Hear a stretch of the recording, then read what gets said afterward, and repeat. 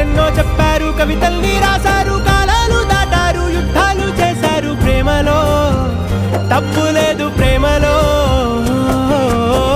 వేల వేల వెన్నెలంత నీదవాలి వెలుగునంత, మోయమంటే నేను ఎంత రే.